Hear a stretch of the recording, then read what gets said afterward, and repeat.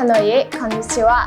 ဂျပန်မှာအိမ်ပြောင်းရွှေ့မယ်ဆိုရင်ဘယ်အချက်တွေကိုအဓိကလှုပ်ဆောင်ရမလဲဆိုတာသိပြီးကြပြီလားဒီဗီဒီယိုလေးမှာတော့အိမ်ပြောင်းရင်အဓိကလှုပ်ဆောင်ရမယ့်အချက်တွေနဲ့ပတ်သက်ပြီးတော့ပြောပြပေးမှာဖြစ်တဲ့အတွက်ကြောင့်ဒီဗီဒီယိုလေးကိုလာဝင်နဲ့အတူတူအဆုံးထိကြည့်လိုက်ကြစို့နော်ဒါဆိုရင်အိမ်ပြောင်းတဲ့အခါမှာအရင်ဆုံးဘာတွေကိုလှုပ်ဆောင်ရမလဲပထမဆုံးနံပါတ်1အနေနဲ့အိမ်ပြောင်းမဲ့အကြောင်းနဲ့ပြောင်းရွှေ့မဲ့ရက်ကိုအိမ်ပိုင်ရှင်အားတစ်လသို့မဟုတ်2လကြိုတင်အတည်ပြုထားရပါမယ်နံပါတ်2အနေနဲ့ရှီယာခုရှုပ်လို့ခေါ်တဲ့မြို့နယ်ရုံးကိုသွားပြီးတော့နေထိုင်မှတ်တမ်းပြောင်းရမှာပဲဖြစ်ပါတယ်ဒီအဆင့်မှာဘာတွေကိုလှုပ်ဆောင်ရမလဲဆိုတာတစ်ဆင့်ချင်းပြောပြပေးသွားပါမယ်ပထမဆုံးကိုနေတဲ့မြို့ရဲ့ရက်ွက်ရုံးကိုအိမ်ပြောင်းမဲ့အကြောင်းအတည်ပြုရပါမယ်ဒီနေရာမှာဇိုင်းလူကတ်နဲ့အိမ်ပြောင်းပြီးနောက်နေမဲ့လိပ်စာကိုတော့လိုအပ်ပါတယ်နော်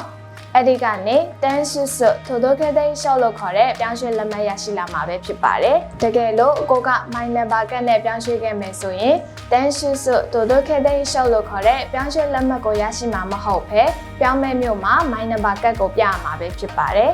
ပြီးရင်တော့နံပါတ်3အနေနဲ့ပြောင်းမဲ့မြို့ရဲ့မြို့နယ်ရုံးကိုသွားပြီးတော့လိပ်စာစီးရင်သွင်းရပါမယ်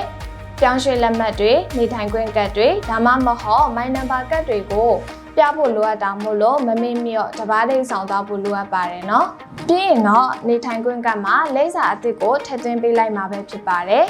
နံပါတ်4အနေနဲ့လျှက်စစ်ကတ်စတဲ့ကုမ္ပဏီတွေကိုအိမ်ပြောင်းမဲ့အကြောင်းအတိပေးအကြောင်းကြားထားတင်ပါတယ်